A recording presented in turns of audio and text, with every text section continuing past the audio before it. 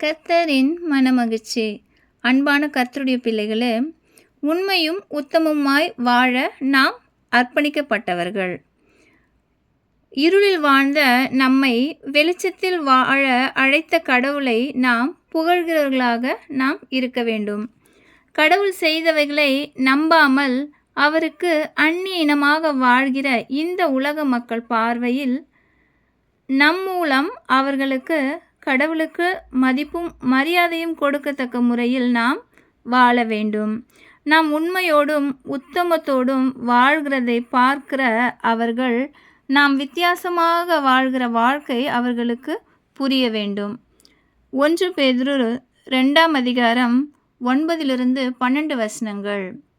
நீங்களோ உங்களை அந்தகாரத்தினின்று தம்முடைய ஆச்சரியமான ஒளியினிடத்திற்கு வரவழைத்தவருடைய புண்ணியங்களை அறிவிக்கும்படிக்கு தெரிந்து கொள்ளப்பட்ட சந்ததியாயும் ராஜரீகமான ஆசாரிய கூட்டமாயும் பரிசுத்த ஜாதியாயும் அவருக்கு சொந்த ஜனமாயும் இருக்கிறீர்கள்.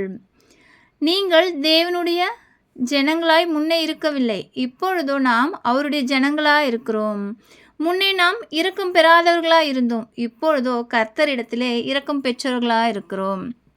பிரியமானவர்களே, அந்நியரும் பரதேசிகளுமாய் இருக்கிற நாம் ஆத்துமாக்கு விரோதமாய் போர் செய்கிற மாம்ச இச்சைகளை விட்டு விலகி, புறஜாதிகள் உங்களை அக்கிரமக்காரர் என்று விரோதமாய் பேசும் விஷயத்தில் உங்கள் நற்கிரியைகளை அவர்கள் கண்டு அவற்றை நிமித்தம் சந்திப்பின் நாளிலே தேவனை மகிமைப்படுத்தும்படி நீங்கள் அவர்களுக்குள்ளே நல் நடக்கை உள்ளவர்களாய் நடந்து கொள்ளுங்கள் என்று நமக்கு வேதாகமும் சொல்லுகிறது.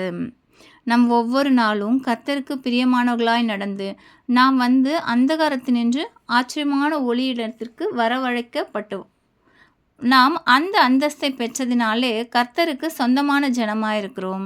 கர்த்தருக்கு சொந்தமாய் ஜனமாய் நாம் இருக்கிறதுனாலே புறஜாதிகளின் மத்தியில் நாம் தேவனை மகிமைப்படுத்தும்படிக்கு நல் நடக்கை உள்ளவர்களாய் வாழ வேண்டும். ஆமென். கர்த்தர் நம்மை ஆசீர்வதிப்பாராக.